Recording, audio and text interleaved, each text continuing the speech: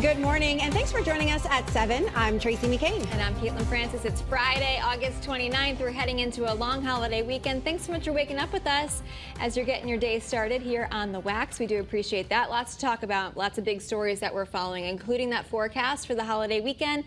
Scott Gagliardi here with that first alert forecast, and we're off to such a beautiful start. We are on this last Friday of August. Hard to believe. If you had told me a few months ago, oh, what's the temperature probably on the last day of August? I'd say near 90. Yeah. Yeah, we're nowhere near that. No. We're in the 70s It's been today. pleasant. It has It's been beautiful. I'm the minority. Yes, I get it. I know a lot of people. It's been nice to go outside, take a walk. Dog can enjoy it. Kids can enjoy it. I'll give it to you. Yeah, okay, in that sense for sure. This weekend, the beautiful weather continues. 70s across the state. Once we get past today, a few showers, the Labor Day weekend is looking at spectacular. Temperature right now at Windsor Lock, 60 degrees. Remember yesterday in the 40s? Almost a record low yesterday. Today in New Haven right now, it's 71 degrees. That sunrise came in just about an hour ago. Plenty of clouds, though, across the state. We had a few showers over the pre-dawn hours, but notice that those have all come to an end. There's a few light showers in Long Island Sound.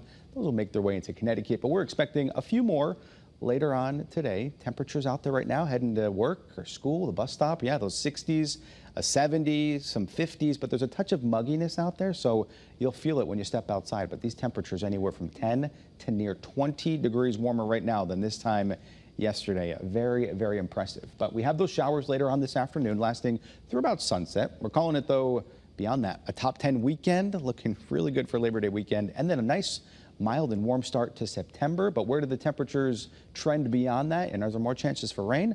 All those details are coming up in your first alert forecast. Hey, Kate. All right. Hey, good morning, Scott. Good morning, everyone. Hey, this is a little bit of good news. It looks like those delays that we've been seeing through Southington 84 eastbound are subsiding. So you can see traffic back moving very well here this morning. This is a live look through one of our DOT cameras near exit 31 off of West Street. So that's going to help you out if you're doing some holiday travel, heading to work, bringing the kids to school or the bus stop. Majority of the state now is nice and quiet, no crashes, no major incidents, not seeing any heavy delays as we take a live look outside in Plainville, Windsor, right on the Windsor Locks line. If you're heading to the airport, now's a great time to do it. Traffic is moving very well. Again, that look in Southington and in Meriden. And here's a look along the shoreline, 95 north and southbound by Neck Road in Old Lyme. Going to be a very busy day along the 95 corridor as people head to those state parks and beaches ahead of the Labor Day weekend. And again, your drive time's improving. Just about a 30-minute ride. That's very normal and very good down through Fairfield County. Not even an 80-minute ride, 95 southbound. That's a check at your Connecticut Chevy First Alert traffic report driven by your Connecticut Chevy dealers. This morning, we're expecting to learn more about the New Haven high school student who's been in ICE custody for more than a month. That 18-year-old boy now one step closer to returning home after nearly being deported. Your reporter Marcy Jones has all the details for us this morning as officials plan to gather at Wilbur Cross High School later today. Good morning. We just happened to catch the principal here at Wilbur Cross walking into the school, and he ended the conversation with saying that he hopes to see the student back very soon, fingers crossed, and in just a few hours, city leaders will gather to discuss the status of his case. A federal immigration judge ordered 18-year-old Estras to be released on bond yesterday. The teen was arrested by ICE agents in July while working at a car wash in Southington and was being held in detention centers in Louisiana and Massachusetts. Since then, his case has sparked outrage and support from the community, including school staff, city leaders, and local activists. Now, Estras is one step closer to being reunited with his family. Just weeks ago, the attorney for Estras confirmed that the teen was actually booked on a deportation flight from Louisiana to Guatemala, but in a turn of events, he may be able to start his junior year here at Wilbur Cross sooner than he thought. Your reporter in New Haven, Marcy Jones, Channel 3 Eyewitness News. This morning, and for the first time, we're hearing from the families of the two children killed in Wednesday's deadly mass shooting at a Catholic church in Minnesota.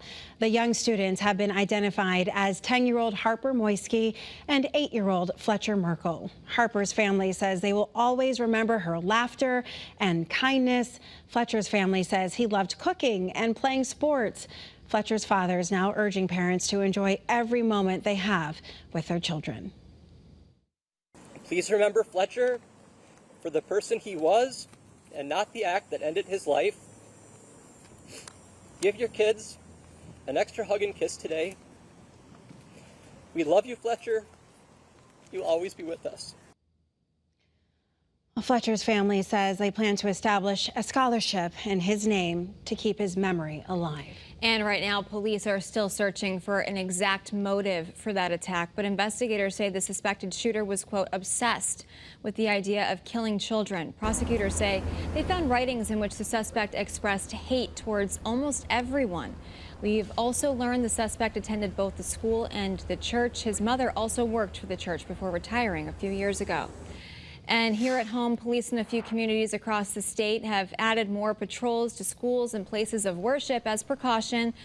There will be officers outside schools in Middletown today and all next week. Leaders there emphasize there is no specific threat, but they do want to make sure students, staff, and parents all feel safe.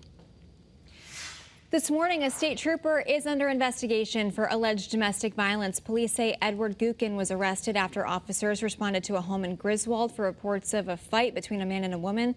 Now, police say thankfully no one was hurt, but that suspect, that trooper, was released on bond and placed on paid administrative duty. This morning, the case against the Naugatuck man accused of killing his baby is headed to trial. He rejected a plea deal yesterday in court that would have had him serve 40 years in prison. He now faces the chance of life in prison without parole if convicted.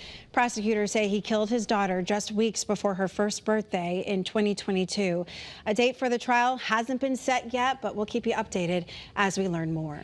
This morning, East Lyme will soon have a new police chief. Officials there have appointed Kevin Glenn to the position. He'll be sworn in September 8th. He's worked with the New Haven and North Haven police departments for 25 years, most recently as chief in North Haven. East Lyme's former chief, you'll remember Michael Finkelstein, resigned earlier this year after he was arrested several times. He had been on paid leave for about a year. Today, an emotional goodbye as family members and local first responders honor a local firefighter. The funeral for 32-year-old Michael Terrio will be held in Madison this morning. He worked for the Guilford Fire Company and also volunteered as a firefighter in Madison. He was killed in a car crash last week. Local leaders say his contributions will never be forgotten.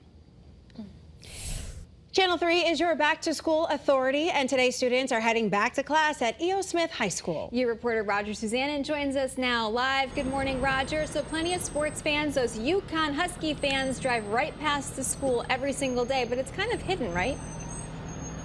Yeah, it is. It's kind of right across the street, though, from UConn's campus, which is incredible. And you could not see it from the road at times, especially if it's dark. But right now, forget the Huskies, it's all about the Panther Pride. That is the school mascot here at E.O. Smith. And you can see a lot of students are arriving right now. And we've seen many stop here and snap selfies with their friends. And we've actually talked with one young lady, a senior, who was very emotional. It's her it's her last first day at E.O. Smith. She said she's absolutely loved her time here. Again, this is just across the street from UConn's campus. So if you are a Husky fan, you probably drive right by the school. But they do a great job. And look, you see some of the students are waving to the camera now. They do a great job here at E.O. Smith of taking care and taking advantage of their rural location. They have an amazing agriculture department. And coming up later this hour, we're actually talking about a high-tech way, though, that the school district is helping students make their lives just a little bit easier. But yeah, a very exciting first day here at E.O. Smith. The opening bell rings in less than 15 minutes from now. So again, a lot of excitement on this first day of school in Mansfield. Reporting live outside the campus of E.O. Smith and UConn, I'm your reporter, Roger Suzanne, Channel 3 Eyewitness News. I'll send it back to you. All right, thanks, Raj. A lot of excited kids behind you. We also have a heads up for drivers in New Haven this morning, where police could soon have a new tool to stop you from illegally passing stopped school buses. The city's given the green light for a plan to install cameras on school buses, and those cameras will catch the license plates of drivers who illegally pass those buses. Anyone caught will be fined $250, and officials hope to have the cameras installed by October. Hey, heads up, parents in Stratford. Kids heading back for their first day there today. School leaders want you to be aware that there's a new cell phone policy that starts today, as there are lots of these being implemented across the state. High schoolers in Stratford must put their phones in a bin while they're in class. They can use them between classes, but younger students have to put them away for the whole day. Today marks 20 years since Hurricane Katrina devastated Louisiana. The Category 3 hurricane broke levees meant to protect the city from flooding. In New Orleans, almost 1,400 people died, causing more than $100 billion in damage all along the Gulf Coast. Parts of that area still cleaning up today.